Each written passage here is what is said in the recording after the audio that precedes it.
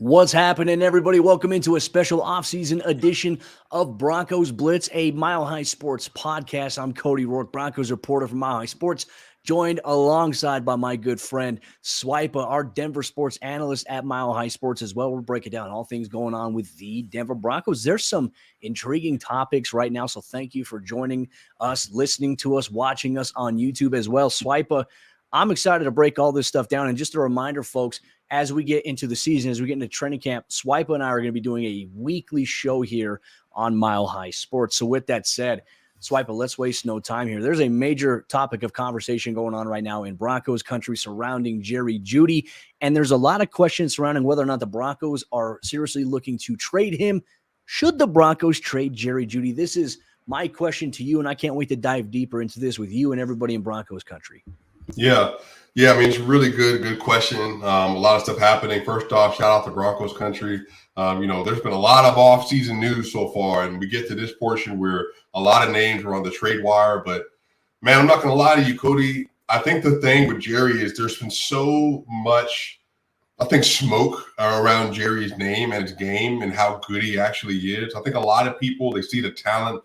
They see him coming out of Alabama. They see the first-round pick. They've seen highlights, but they've seen injuries and such as well. So it seems like there's a lot of narratives surrounding Jerry Jeudy that honestly don't all that seem fair and or accurate to how good he's actually been for the Denver Broncos over the last 3 seasons.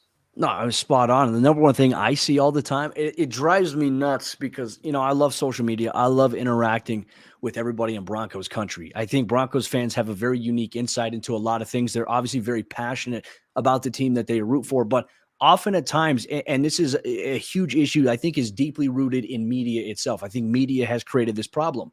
Media has created these low-hanging fruit talking points that people – they say the wrong things or, they're obviously like the antagonists. They say a lot of the negative stuff, the clickbait, hot take stuff to get people pissed off, and they grab onto it and they hold on to it as if it is the gospel. And one of those narratives is that I still see to this day. Well, Jerry Jeudy, he struggles with drops. Folks, this was a narrative that I think was true his rookie season. It hasn't been the case in his second year. It wasn't the case in his third year last year.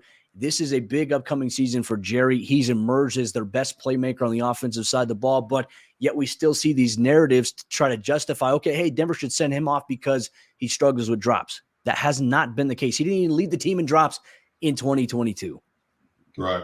Yeah, and I think a lot of this goes down to people are disappointed with the Broncos offense, and they're looking for people to blame it on.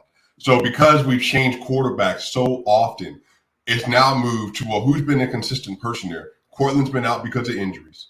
We haven't been able to say much about him. Tim Patrick missed an entire season with an ACL injury. Well, here's supposed to be our superstar, deep threat, shallow crosser, out, bubble screen player, and he doesn't seem to be equaling to stats and production with wins. And so I think a lot of people are looking for someone to blame, when in fact, Jerry Jeudy has been the best part of your offense for the better part of 2 seasons, on top of the fact you dealt with significant injuries to Javonte Williams. You got Russell Wilson, who regressed last season. Nathaniel Hackett's his offense was averaging at one point in time 14 points a game. 14. But somehow Jerry, by himself, is supposed to be the solvent to fix all of that. And so, again, everything is about situation. If Jerry Jeudy was drafted into a healthy offense with a healthy quarterback and a healthy offensive scheme, do you think that his numbers would look like they looked? And again, if we're just talking, his rookie year, he had 856 yards receiving. So he started off really well, very well for a rookie. And then the next year, because of injury, he goes to 467. And people really act like Jerry Jeudy didn't have 1,000 all-purpose yards last year. So that's what I mean, too, is like people are pretending like he's never even gotten to that mark before, and they're talking about him as if he's been a complete bust in his career. Well, the thing that frustrates me, and I'm going to speak specifically to last season, right? That's the most recent season. That week 1 game against Seattle, we see Jerry Jeudy utilize his speed on a 67-yard touchdown, and then the offense they didn't go back to him. I think he only had 4 catches in that game for over 100 yards. And then throughout maybe week 4, week 5, week 6, you look at some of these other weeks kind of where things were really bad for Denver, really after that Colts game, and it's like Jerry Jeudy wasn't even targeted. He was like hardly utilized. They hardly looked his way. They hardly designed plays to get him open. And everyone's like, oh, man, Jerry Jeudy. It's like Jerry's out there getting open. He's running routes. And it's like quarterbacks have to find him. The offense has to design a game plan. And I could tell you this, Swipa, speaking of multiple players at the end of last season, under Nathaniel Hackett, there really was no set game plan, no true identity for this offense. And going back and watching, it's clear as day. Then you go to the Tennessee Titans game. Very first play, he gets his ankle stepped on while trying to break on a post pattern by the safety, just steps on the higher part of his ankle. We thought he like suffered a major injury at that point. He goes down. He came back without like being 100% ready in that Baltimore game. I think he had like 4 catches over 60-something yards in that game in a limited capacity. And then when Jerry Rosburg took over, they started just giving Jerry the ball. The whole game plan was, we're going to run the football and we're going to get Jerry Jeudy the football. And that's exactly what they did. And he went on a monstrous tear. Obviously had some momentum in that first Kansas City Chiefs game, 3 touchdowns, and it really accelerated things. But when you look at the tape, nobody can really guard Jerry Jeudy one-on-one. And when you move him around, great things happen. And I want to reference this, Swipe, but what I mean by this, and you know this as well, Jerry is the most dangerous man on the field for the Broncos offense. He is their best offensive player by far. It's not even close. What supports that one Chiefs game, the second game before the end of the regular season at Arrowhead Stadium, Jerry Jeudy was the most feared man on that field, to the point where when he was lined up, let's say on the left side, and he ran like a deep dig or a post route, the safety cheated up to wherever he was coming across, and that left Albert Okwuegbunam wide open for a touchdown. Bang, there you go. That's offensive creation right there. The regular season finale against the Los Angeles Chargers, same exact thing. You run a deep dig route, and you have Cortland Sutton running a post pattern as well. Safety cheats up on Jerry. Cortland's wide open. Touchdown. Broncos win that game 31-28. When you move guys around versus just keeping them in one spot, you open up not only opportunities for that player, but you open up opportunities for everybody else on the offense. You create things, and Denver simply hasn't had that. It's wild to see that the offense had more production in the final 2 games of the season with Jerry Rosburg and Justin Naughton calling plays than they did in the first 5 weeks of the Broncos regular season. To me, that is wild. Right. Yeah, and I think, again, we have this terminology in basketball we call gravity. And, again, you think of gravity, you think of players like Tyreek Hill, even in his payday, Michael Thomas. You think of Devontae Adams. You think of players like Justin Jefferson. If you're in a situation where you have an elite-level route runner, a speed demon, or somebody that's just an insane level of deep threat like a Randy Moss, that player makes the entire offense better, because the defense has to build a scheme that keeps that player from burning you every single snap. Jerry is that player for the Denver Broncos. But the thing is, my whole thing with this is, if you want to see what the Denver offense would look like without Jerry Jeudy, with Cortland Sutton and Patrick, again, good players, but these are not the kind of players that the defense is going to be building their scheme around to say, like, all right, bet, well, we got to worry about KJ Hamler and the rest of them. That's just not how it works. So if you have an elite level route runner who can get by almost anybody, and then he can open up a zone for you, and then if you do shift man coverage his way, it creates those booked opportunities, creates those deep ball opportunities, even, again, screens, whatever you want to do. Jerry just optimizes what an offense wants to do. And so for me, I think that there are some Browns fans that are down on Jerry because they also have this perception and narrative in their mind when they're considering this trade. But if you put Jerry Jeudy next to Deshaun Watson in year 2 of that offense, and then also on top of that having Amari Cooper on the other side, then you're going to see a completely different version of him, because you're going to have the most talent he's ever had around him. Yeah, no, and there's one more narrative I want to challenge about Jerry Jeudy that just drives me nuts, because it's from people who have never interacted with Jerry, who have never seen him. There's a narrative that Jerry Jeudy is a locker room cancer. I can tell you this by being in the locker room every day, Swipa, talking to Jerry Jeudy. That's the furthest from the truth. He's one of the best personalities in that locker room, one of the funniest guys, most engaging dudes, loves football. And, I mean, he's got a chip on his shoulder. You can see the way that he plays the game. So there's a narrative out there. He's a bad teammate. I can tell you all his teammates love him. Haven't been able to get to know Jerry this year. This is a guy who puts in a lot of work, Swipe, behind the scenes, away from everything. I think everyone, as you mentioned, the offense has been so bad, everybody wants to point their finger somewhere. Players aren't allowed to show frustration, right? That's the number one thing that drives me nuts about social media. People will pull up something and say, oh, look at this guy. He looks mad. Have you ever played sports? Like, sports are emotional. Like, you know this as well as a former player. Swipe, like, as players, there's times where we've been in heated moments on the sideline, with a coach or with one of our teammates, where we've just been visibly upset. Nobody reads into it the way that they do with NFL players. And I think it's a little, off base. I think it's a little short-sighted. Now, we do have a comment here before we move on to our next topic. Comes in from Mitch. Sean wants wide receivers that block every play. Jerry can block. Jerry can block. Cortland can block. KJ can block. They got some good dudes that block. Tim Patrick, you can make the argument, is their best blocking wide receiver. It's not necessarily about blocking every play, right? It's about being able to do it. And you know this as well as I do. Some of the best wide receivers in the league, and even guys like Justin Jefferson, they're not necessarily like the guys who are going to block every single play, but they're going to run off a DB because of the threat that, hey, this may be a pass play. We may not know. I'm locked in man-to-man coverage. He releases and gives me the sign, and he's running a fade. I'm on his hip because I have to cover that dude. That's exactly what it is. So I don't necessarily think it's a narrative that, hey, Jerry can't block. Jerry can block. He has done it on tape before. He's actually been a pretty damn good blocker as well. So I wanted to address that, but we also have some other topics we're going to bring up here on today's episode of the show. In terms of free agency, Swipa, we talked about it last week. Denver made some big splashes to improve some areas of need. In your opinion, do you think that they're done in NFL free agency at this point?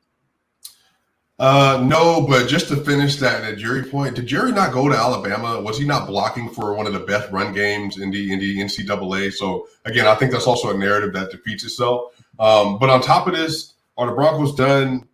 You know what? I don't think so. I don't think they should be either. Again, Cody, they have been looking for wide receivers specifically since the start of free agency. They were in on multiple players. There's still players that are out there that potentially can come on board. I think they need another corner as well. I think that will be really important for them to fortify that position. Again, we'll have to see. I think there are some clear needs on this defense. I think that they have a lot around him. Obviously, with everybody was hoping for C.J. Gardner-Johnson to fall in, but now it's going to be the Caden Stearns show. And then again, if you watch Caden Stearns, that dude can ball. He's a really good player. He's a great ball hawk, and he's a really, really, really efficient tackler as well. So they have a lot of strength, but I do think aiding Russell as much as possible by adding to that receiver game is going to be really important. And I would also say, too, again, depends on what they want to do with Lloyd Cushenberry. But look, the center option, if you have an opportunity to upgrade at that position, I think that they should, because this is like an all ships in, all hands on deck year. And you want to make sure that Russell Wilson, while being anchored by Garrett Bowles and McGlinchey, that he has everything around him, including right in front of him at that center position as well. Where have we seen most of the pressure on Denver quarterbacks the last few seasons? It's been on the interior. It hasn't necessarily been on the outside. While there have been some guys that edge rushers have gotten home on the outside, mainly it's been defensive tackles, blitzing linebackers, safeties coming inside the A and the B gap to get after opposing quarterbacks, including Russell Wilson. We talked about it. Quarterbacks were sacked 63 times. If you were a Broncos quarterback, Russell Wilson was sacked 55 times. So ripping in only just 2 games in that standpoint was sacked that many times. Oof, that is rough there. I agree with you. I think that with Denver looking at wide receivers, I even threw this out at milehighsports.com yesterday. Even though Denver's looking at wide receivers, it doesn't necessarily mean that they're looking to get rid of any of their guys, right? Because as you mentioned, in each of the last 3 seasons, one of the Broncos' top 4 wide receivers have had a major injury, right? Cortland with the ACL in 2020. 2021, you had Jerry Jeudy had the high ankle sprain that kept him out of action after week 1. I mean, he was on a really great pace in that game against the Giants. He missed time. You lose KJ Hamler 2 weeks later to an ACL and a hip injury. And then last season, the Tim Patrick injury. And then KJ, wasn't necessarily – KJ came back way ahead of schedule, which, I applaud him for. He's going to be 100% coming into training camp. But you've had a major injury to almost every one of your key guys at this point. I mean, even last year, Cortland missed some time with an injury. So the Broncos were sitting there in a situation like, hey, we're one injury away from having to rely on Jalen Virgil, who I like. I think he's got some talent as an undrafted guy. He's got some true burner speed to him. But then there's also, you have Brandon Johnson. You have, you had Freddie Swain coming in at one point. When you're at the point where you have to rely on those guys, like there's an issue, right? So it's an insurance policy. You invested so much in Russell Wilson. You need to go out and you need to invest in giving him as many options as possible, guys who can contribute, which is why I threw out names maybe like Jarvis Landry. You're not bringing in a guy like that to be a world beater, to have over 1,000 yards, receiving, or not even 10 touchdowns. But heck, if he comes away 3 or 4 touchdowns, moves the chains for you on third down as a reliable outlet option, yeah, you take that any day. So if Denver has another injury, right? I mean, it's always possible. But if Denver has another injury, you at least have to have some insurance policies behind those guys. The loss of Tim Patrick last year was huge. I can't understate it enough. As Mitch says, I'm so excited to see Tim Patrick back out there. I mean, we all are. I always exercise caution, though. It could take some time, right? Because there is the mental process. As somebody who's gone through that myself and has played a receiver and corner, you think about everything. You think about, pivoting. You think about your plant foot on slant routes, your in-cutting routes, out routes. I mean, all that stuff you factor in. It takes time, but Tim has been attacking rehab very, very, very seriously. So I do expect him to make some more moves in free agency as well. Yeah, and again, I think the position I'm most curious about, given we don't know what Javonte Williams' status is, do you think that they're done at the running back spot? I mean, Samaje Perine is a great player. I think he's going to be really crucial. And again, I'm not going to lie to you. If they have to roll out the first 4 to 6 games of the year because we're going to put, Javonte, say he goes to the PUP list or something like that. So he's out for over a month. So I would be comfortable with them rolling out with him. But do you think that they need to add maybe some more depth, and in particular some more young depth to that position? Yeah, I think it's always a good thing, right? There's Tyler Beatty on the roster, whose first touch in the NFL went for a touchdown. That was a great moment to see. Obviously, a Mizzou guy. He and I had the same professor. We were talking about that in the locker room. Like that, you have Tyreek McAllister, who signed to a futures contract. Who, in my opinion, last year in training camp, I didn't feel like he didn't really push the needle, not even in the preseason, really for Denver. But to me, I agree. I think maybe you look at, do you draft a running back with one of your third-round picks next year? I mean, there's some pretty talented backs in this year's NFL draft. We'll obviously talk about that as well. But I also think that maybe I wouldn't even be shocked at this point in one of the maybe stage 3 of NFL free agency where Latavius Murray signs maybe a 1-year deal with Denver as well. I mean, the writing's kind of been on the wall with Sean Payton mentioning him in his opening press conference in terms of texting him, brought him on stage at the Super Bowl at the Pat McAfee show. I talked to Latavius in Phoenix for that, and he said, hey, I'd love to return to Denver. He wants to come back. He felt like the locker room really embraced him coming over from the Saints, and it was just a different culture than what he had been used to. And now with Sean Payton there, help solidify that. You can't go wrong with that, with him and Samaje Perine. I'm with you there, though. I would not want to rush Javonte back, right? I don't think there's any pressure to rush him back, specifically coming off the major injury he had. Yeah, so we'll have to see about that. I think for me, it's just the most important signing for me outside of Howard has been Mike McGlinchey, because that right tackle position has been such an eyesore. And so I do think they need to add another swing tackle. I think that's going to be really important, just to make sure they're fortifying that depth in case you got to miss some time. Running back, wide receiver, right tackle, some really swing tackle. Then, like I said, that secondary corner, I really am curious to see what they're going to do. Do you think that Mathis is going to be the option there to roll out to start the year? I do at this point. George Payton sat down with a couple of media guys at the NFL Scouting Combine and said that they view him as a starting corner in the NFL. I think he exceeded, for a guy who was a 4th-round pick, he exceeded all expectations. He played a predominantly man-to-man press cover style at Pitt, played a little bit more off-man last year, but Denver's, they played a lot more cover 3, last season, and they're going to do that, I think, with Vance Joseph a little bit more so than they have this upcoming season. It's all about keeping everything in front of you, rallying short, once it's thrown short. Yeah. I like Mathis there, but I mean, it is a gamble, right? You have Surtain, who's an absolute stud. You're going to probably look to lock him up here in a year or two in terms on a long-term deal. Mathis is a guy that you're really banking on. Hey, can he come in and fulfill that production and be a starter in the NFL? I think he had a sample size that proved that he could do it. Can he stack on that? I still think you have to invest in maybe a veteran guy, bringing in veteran competition. It doesn't hurt for a young guy like Mathis in terms of saying, hey, we believe in you, but we want you to be able to prove it. Right. Whew. Yeah. I mean, again, that's going to be a lot of pressure, because now you got a first-team all-pro player on the other side that legitimately might be the best man-to-man corner in football right now, depending on where you stand. And they're not going to throw his way, hardly. Right. Yeah. Again, depending on where you are with Jair Alexander and then where you are Xavier Howard, I mean, it's just, and obviously Sauce Gardner too, or Woolen, because there's actually some good young cats in the league right now. Yeah. Surtain's you're going to get a lot of business on the other side of the field. Yeah. Well, and that's the thing too, is he wants reps. He wants quarterbacks to test him. But he likes having opportunities to make play on football. He had a couple of moments last year where it's like, okay, hey, he got a couple of times. I think that's good, though. I think everyone's like, oh, he's been such a shutdown corner. You give up 1 or 2. It's like, okay, wow, they shouldn't. You saw like the local talking heads. Oh, they should have never drafted him. I hate that stuff. That recency, like, oh, he had one bad game. That means, they never should have taken him. Can't stand that stuff. But Right. speaking of like the draft and taking players, like, the draft is just about a month away here. And the Broncos, we know, aren't going to have a day one pick unless they make a major move to acquire capital. They're going to be picking 67, 68 here.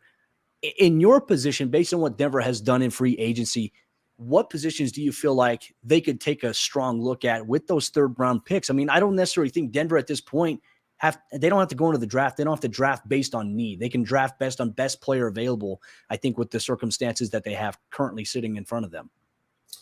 Yeah, I'm not going to lie to you. I'm kind of torn on this. I'm not super confident in their outside rushers right now. But we'll have to see, how they fortify that. So I definitely think outside linebacker is a premium position they can be looking at. Now, again, third round value. I mean, there are a few names there that you can look at. But again, I think getting pass rushers. Now, again, no disrespect to Justin Houston, because obviously he was not a first round pick. But there are players you can find. But more often than not, I think it's a little harder to find those guys in the third round and beyond. So I think outside pass rusher, I think corner, finding a very good. Again, if you can find like a starting level slot corner or a starting level secondary corner to be a side, Patrick, I think that'd be great. Running back, center. I don't know, again, if there's some players that the Denver Broncos are looking at in particular to fortify those positions. Again, I think they could go across the board. Do you want to stack talent or do you want to cover needs? And based on that answer, there actually are a few guys they could be looking at come draft time. I'm excited to see, because George Payton has expressed himself that, hey, like having picks in the kind of the top 5 of the third round, like that's premium. He said that's premium. Mm-hmm. Like the first round, the second round, they're luxury picks overall for a lot of teams. So they don't have that this year, but they will have those third round picks, which they have the options. And I think they have the opportunity as well to do some things. For me, it's can you maximize talent around you? Like, does Denver look at another tight end, like a receiving option? Because you have Albert Okwuegbunam, you have Greg Dulcich. Greg Dulcich, in his first year was hampered by 2 hamstring injuries. Albert O is in the last year of his contract. I mean, there's no guarantee he's going to make the active roster. You sign Chris Manhertz. Do you maybe look at bringing in a guy who has a skill set that you could fit behind a Dulcich in the event something were to happen? These are things that I'm looking at. Maybe even we've seen George Payton as well in the 5th round almost every year since he's been GM. Take a safety. Do they do that as well? You re-sign PJ Locke, which is good. I like that for special teams. I think he can have an elevated role on defense. But now you have a chance to see Justin Simmons, Caden Stearns starting there. So that's not necessarily a huge position need, in my opinion. I do have a question, though, maybe about interior defensive linemen. Like, we don't know, like, what are the Broncos doing at defensive end opposite of Zach Allen? Do they believe that Inyoma Uwazurike or Matt Henningsen are going to be ready for that job to start in their second seasons? I thought they did a good job in spurts last year, but, you had Deshaun Williams, who had pretty impressive production value for where he was at. Draymond Jones, you lose both those guys. You have Allen. And then you have Mike Purcell, who's, kind of coming on the back end of his contract. You just have DJ Jones, who had some injury history last year. Do you look at interior defensive linemen? I mean, to me, these are some big questions that I have. I mean, they could solidify that in free agency still, but with 5 draft picks in this year's draft, their options are kind of limited. And that's where the dilemma is about them maybe trading a player. I'm on the belief personally of saying, like, hey, Denver can get through this year, in my opinion, without having a first or second round draft pick. They can make their hay with some of the moves that they've made, some of the guys they've already had on their roster. They have a first round pick next year. Yeah. I have a question on a particular player, though. Yes. Do you have any insight on what you think about how BJ, I think Olojuari is how you say his name? How do you feel like he was fit on the roster this next year from LSU? That's a great question. For LSU, I think the optics of them, like, everybody's kind of taken a step back since they had the Joe Burrows, and Lloyd Cushenberry played really well that year. They had a dog squad there. I think it really just depends on if Denver feels like they have the value where he could step in and play right away. I mean, he's a talented player. There's the connection there. I think that George Payton, I think the scouts, like even Brian Stark, they have some really great connections around the league. We've seen that. They've invested in the LSU product before. Kerry Vincent Jr. was even another option that they looked at even a couple years ago, and they traded him to the Philadelphia Eagles. So I wouldn't be surprised. But yeah, it's tough to say right now, because what is this team going to look like from a identity standpoint with Sean Payton? I know one thing that Payton wants is he wants tough players. He wants guys who can put their head down and just move forward. Ojulari is one of those guys. Yeah, and again, he's actually been one of my favorite players to kind of look at in the draft as of recent. I think especially just as the momentum has kind of picked up, and then kind of just looking at the pass rushing scene across the board. I think a player like that would fit really well. Again, there's some other players that we'll have to see if we get closer to draft that I think we'll talk about specifically. But again, if I'm trying to optimize some premium positions in the third round, I really want to take some flyers on some talent and see what they can actually do and make that work. So, I mean, we'll have to see. I mean, there's going to be a lot of names we'll talk about over the next month or so. Well, even the thing, too, with Ojulari, he could play edge rusher. And Right. He's a project guy. And I think the thing that stands out, and I always encourage Broncos fans to look at this, I look at a lot of their draft picks of George Paton. I'm a huge RAS guy, relative athletic score. George Paton has gone for guys who have elite RAS scores.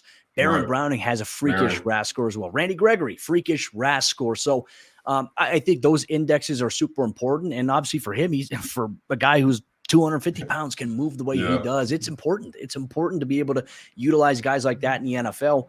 Everybody's looking for guys who can make that transition. I think everyone's trying to compare everybody to Micah Parsons. Micah Parsons is a little bit of a unicorn, but it's like the guys who have that high athletic trait, the ability to bend, like even Hassan Reddicks and the Baron Browning qualifies under the status.